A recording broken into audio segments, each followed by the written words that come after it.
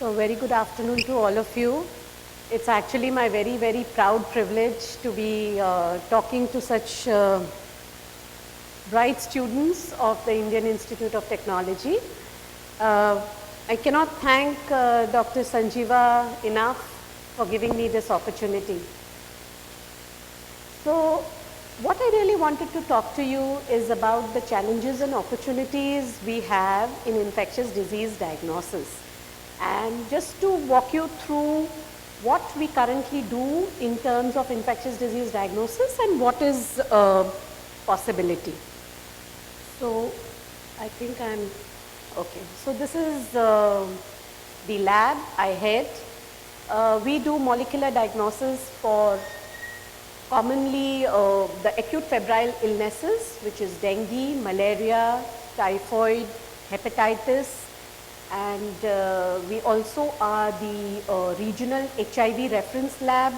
So we do what is called as early infant diagnosis for testing HIV in the newborn babies at 6 weeks, and also do the HIV viral loads. So we are part of the national program. So anybody who's interested in seeing molecular diagnostics by real-time PCRs for these infectious diseases, you're welcome. So as we can see, microbes. So when we say infectious agents of disease, there are a number of infectious agents of disease. Infectious diseases, as we all know, is the scourge of mankind. There have been older diseases like plague, like whooping cough, like diphtheria, and we have been able to completely eliminate these diseases by vaccination.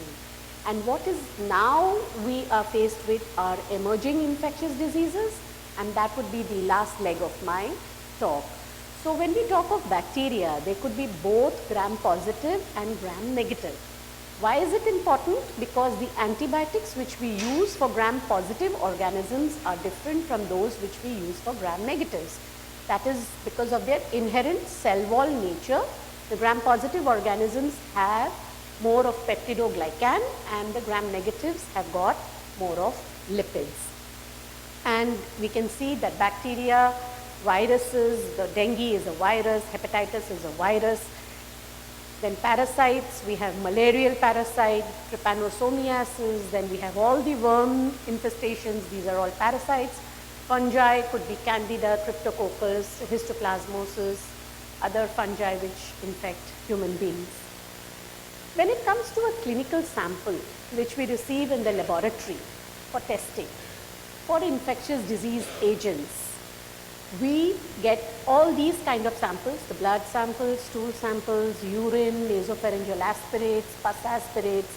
We don't know whether this clinical sample has got bacteria, viruses, fungus, or a parasite. So we have to put it through a battery of tests in order to individually identify these pathogens. The other alternative is do molecular diagnosis by multiplex PCR. And what is multiplex PCR? We have targets for bacteria, viruses, parasites all put together. We are up to an extent of 20 pathogens in the respiratory sample, and we look for the presence of any of these agents. Why is it important for us to know? Because with bacteria, what we can do is the antimicrobial susceptibility testing, which is done by the conventional method in the laboratory using Muller-Hinton agar, and we streak the plate with the microorganism, look for the zones of inhibition. But what we are seeing is drug resistance is on the rise. So we need to know whether the clinical sample has got drug resistant bugs or it has drug sensitive bugs. Whether artemisinin, which is given as a drug of choice for malaria, is the parasite resistant or is it sensitive to that drug? So these are certain questions which always bog our minds when we are treating patients and when we are giving a diagnosis. And how does antibiotic resistance come up? So there is a mixture of drug sensitive and drug resistant organisms, and one organism to the other elements which are responsible for drug resistance are transferred from one bacteria to other. So, what is our challenge? Is the infection due to bacteria, due to virus, due to fungus or a parasite? These are due to differences in the cell wall. It is able, you can use simple methods for identification because of cell wall differences. Whether the infecting agent is sensitive or resistant to simple antibiotics or you need higher antibiotics. Now, I have just shown you our known methods, that is through DNA sequencing, and this is a genomic analyzer. This is just a microchip with microfluidics. These are certain methods which can be employed to answer these questions. However, these are very time consuming and the clinician really has to wait a couple of days before he gets the answers. So, what is the need of the hour? I need a point of care test, a lab on chip. I need a chip which can tell me whether it is a bacteria, virus.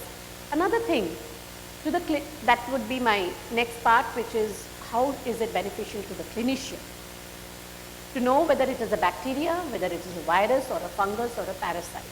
Okay? So, this is a food for thought for all you bright students. We need a very sensitive and a specific test which is available at the bedside. The sample also need not go to the laboratory. At the bedside, you can do this test and the clinician has the answer, because then he will not use, whenever I get a viral pharyngitis, a sore throat, I never take antibiotics. Why? Because of selection pressure of the antibiotics. The next time I get infected, I may be resistant to the antibiotics which I have taken. So, that is called as abuse of antibiotics. So, we have to use antibiotics very rationally and not use it for viral and parasitic infections and limit its use only for bacterial infections. So, we create a good antibiotic stewardship by antibiotic cycling. Now, with these good point of care tests, the turnaround time for diagnosis of infectious diseases would also be reduced and it will give evidence. Today we are in the era of evidence-based medicine. We do not grope in the dark to see what the infection probably could be. There is nothing called as probability. There has to be an evidence.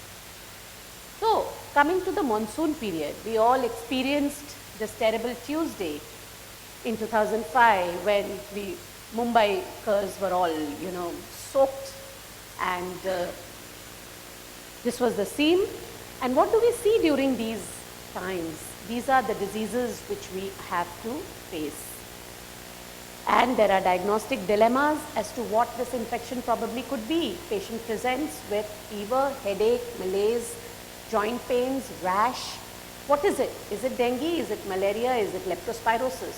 So, we are still grappling with this problem, and what do we do? Then in dengue, we have also seen that some patients present with severe dengue and some people present with less severe self-limiting dengue fever. Others have dengue shock syndrome, dengue hemorrhagic fever. And what are the detection methods? At my end in the laboratory, as I told you, we individually test for malaria, for leptospira and for dengue. We have the antigen testing methods by serology. We have PCRs which we do. We look for the viral RNA, dengue specific RNA by real-time chemistries, attachment chemistries, and we have serology, that is look for the antibodies which are both IgM and IgG. IgG is for secondary dengue. And malaria. Severe malaria is most commonly caused by infection due to Plasmodium falciparum, Vivax, knowlesi. The risk is increased if treatment of an uncomplicated attack of malaria caused by these parasites is delayed.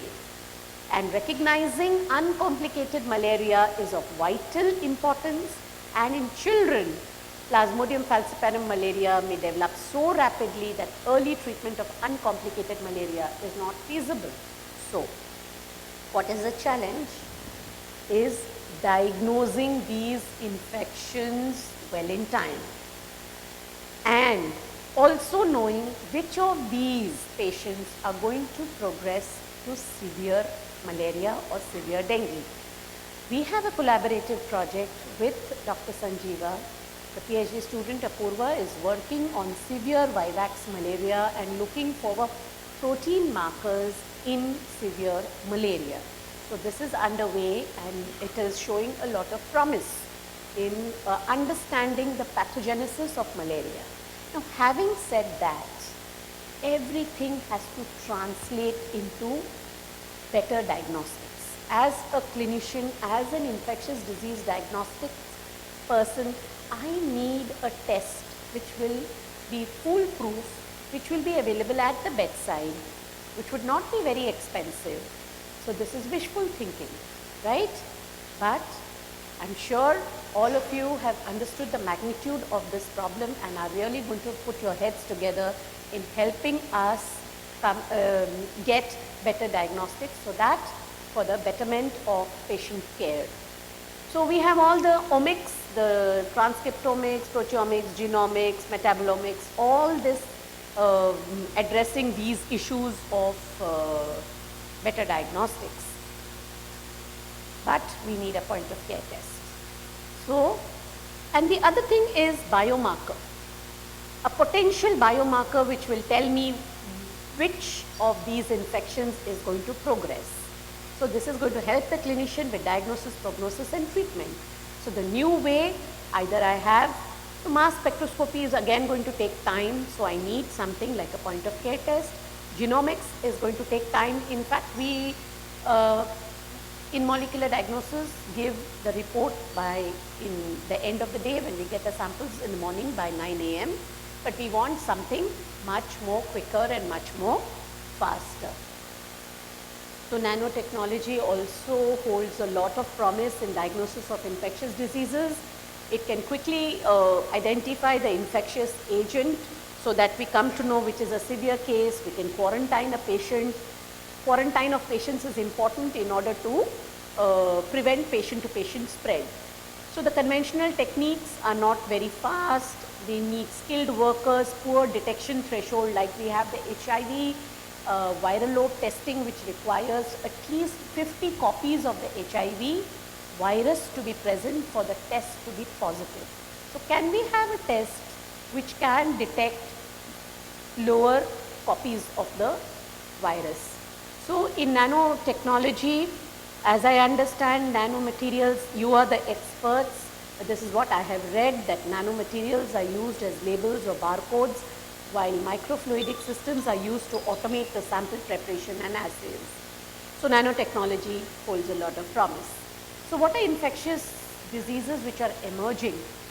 These are evolutionary changes in the existing organisms, spread of known diseases into new geographic areas, ecological changes resulting in introduction of unusual agents and drug resistance. The World Health Organization has warned in its 2007 report that infectious diseases are emerging at a rate that has not been seen before. Since 1970s, there have been 40 infectious diseases which have been discovered, and these are some of them. Just a little bit of information about SARS.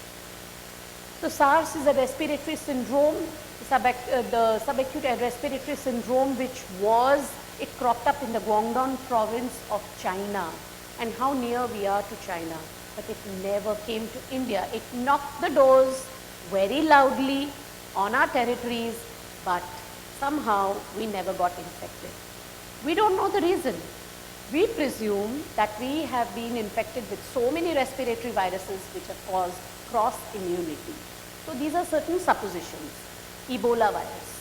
Now we know that Sierra Leone and other places were in the grip of the Ebola virus infection.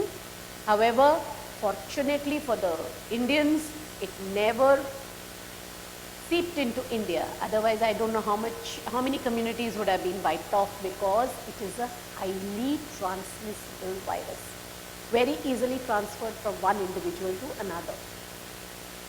So chikungunya, we are in the grip of it, even in Delhi, in Mumbai. Swine flu, we had two major epidemics in 2009-10 as well as in 2015.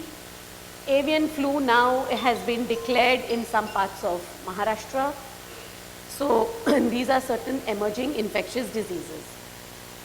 So these are significantly correlated with socio-economic, environmental and ecological factors.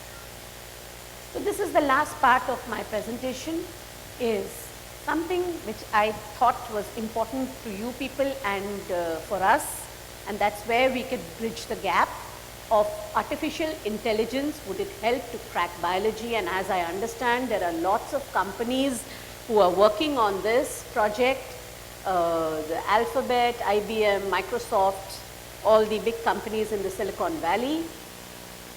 So Chris Bishop of Microsoft Research in Cambridge observes one way of thinking about living organisms is to recognize that they are, in a sense, complex systems which process information using a combination of hardware and software. So in the squidgy words of biology and disease, there are problems its software engineers can solve, and the solution lies with all of you. So what are the challenges? Today I don't know which is the infection which is going to tap my door and enter my territory. Do I have any information about the hotspots in my own country of certain infectious diseases? Well, in the West they are using GIS mapping for hotspots. So can we use artificial intelligence for forecasting infectious diseases? And I also read that diagnosing illness by smell is also going to be a very near possibility. And I'm sure it is the Harvard Medical School, MIT engineers and the Baylor School of Medicine and Rice University, all of them, you know, they have these collaborative projects for all these solutions. And I think that's the way forward. Currently we have no preparedness. We really keep banking on good luck and host immunity for not getting these infectious diseases. Well, I have also read about drug discovery. New molecules are discovered through artificial intelligence, and this is one actor in that theater of biology and artificial intelligence, and 2 neuroscience drugs in the pipeline. The molecules have been discovered by artificial intelligence.